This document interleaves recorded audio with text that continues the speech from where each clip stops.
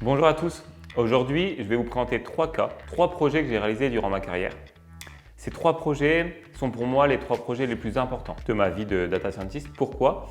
Parce que ce sont soit des projets difficiles, soit des projets dans un contexte très particulier ou un autre projet où les résultats sont vraiment très conséquents pour l'entreprise. Lors de la présentation de ces projets, je vais cacher le nom de l'entreprise, enfin dire un autre nom d'entreprise pour une histoire de confidentialité, mais le reste de l'exemple est totalement vrai. Allez, c'est parti pour le premier exemple.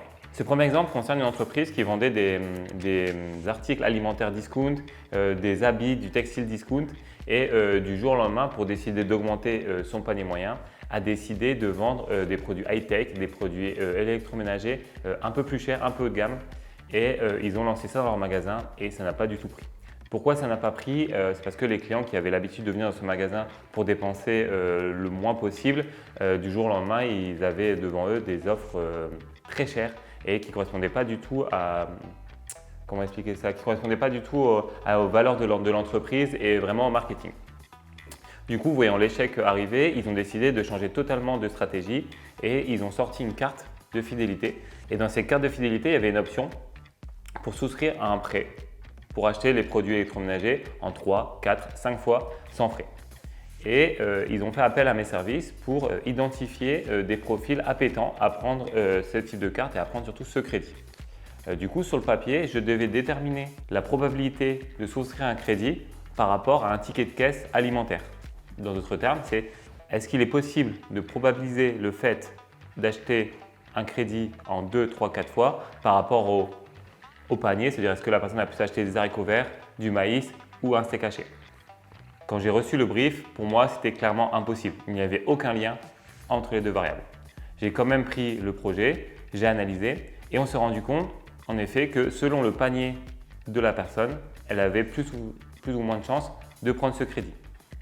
Après 2 mois de réflexion, de mise en place d'algorithmes, de mise en place de stratégie marketing, nous avons pu déterminer une cible d'environ 10% de leurs clients qui seraient susceptibles de prendre cette carte de crédit.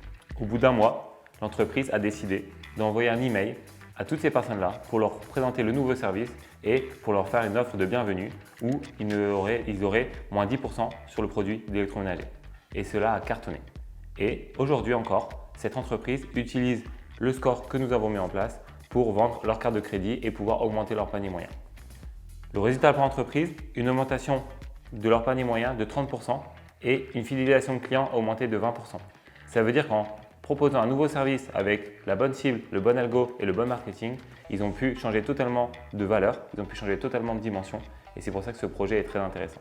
Allez, c'est parti pour le deuxième exemple. Alors, cet exemple est un peu différent. C'est une entreprise qui vend des articles sur le web et qui ont un nombre d'articles par ticket très conséquent. Ça veut dire qu'on parlait de 3 à 4 articles par ticket. Au bout d'un moment, ils ont vu leur nombre d'articles par ticket diminuer, passer de 3, 4 à 2 puis à 1. Du coup, forcément, en diminuant ce nombre d'articles par ticket, leur chiffre d'affaires a pris un sacré coup. Du coup, ils m'ont contacté pour créer un moteur de recommandation pour pouvoir pousser 1 ou 2 produits supplémentaires lors de l'achat du client. Ce que nous avons fait, nous avons utilisé ce qu'on appelle l'analyse du panier de la ménagère. C'est-à-dire que nous avons pris dans la base de données toutes les personnes qui achetaient le produit A et on a regardé est-ce que du coup, ils avaient acheté des produits similaires. Est-ce que des produits B, est-ce que le produit C, est-ce que le produit D. Dans un but que si la personne arrive sur le site web, elle met dans son panier le projet A qui peut être par exemple un ordinateur.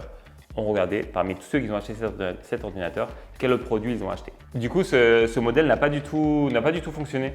Malgré ce moteur de recommandation qui sur le principe est très bon, on n'a pas réussi à faire augmenter le nombre d'articles par ticket. Pourquoi? C'est parce que l'entreprise avait énormément de clients fidèles et la plupart de leurs clients avaient déjà en fait, acheté énormément d'articles chez eux et du coup n'avaient plus besoin d'augmenter et d'avoir de nouveaux articles. Du coup, on a réfléchi fortement et on a utilisé le moteur de recommandation non pas pour proposer des articles aux clients, mais on a utilisé le moteur de recommandation pour trouver des nouveaux articles pour l'entreprise.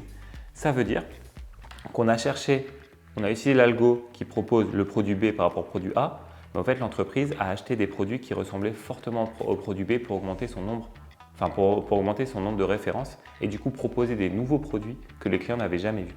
Et à partir de là, ça a commencé à refonctionner. Ça veut dire que les clients, voyant des nouveaux produits arriver en stock et ces produits correspondaient à leur achat, ils ont commencé à réavoir 2, 3, 4 articles par ticket et l'entreprise a pu remettre un coup d'accélérateur et surtout a pu repartir sur cette croissance qui était exponentielle durant quelques années.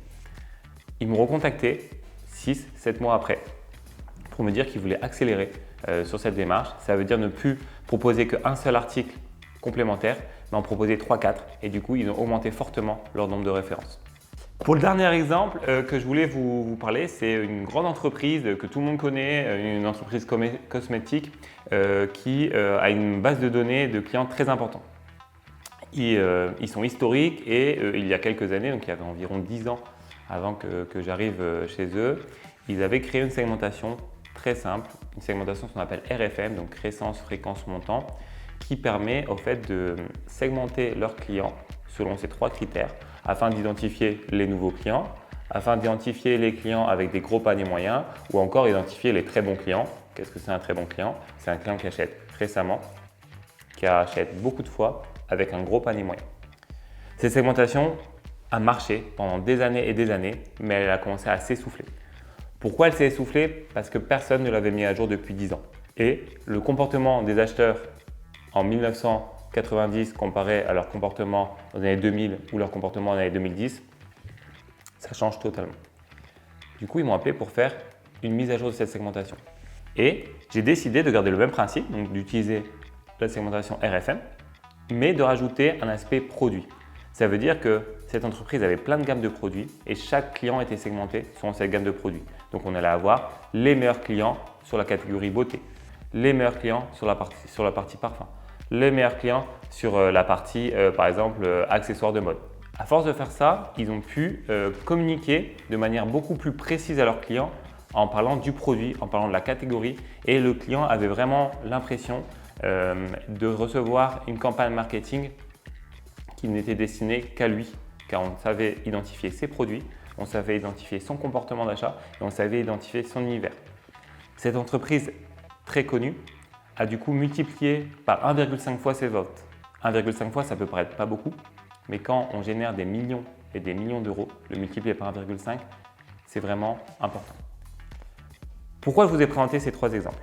On a parlé de moteur de recommandation, on a parlé de segmentation, on a parlé de nombre d'articles. Ces 3 problèmes sont les problèmes les plus courants dans les entreprises. Il faut savoir que vous pouvez mettre autant d'argent que vous voulez sur la partie marketing.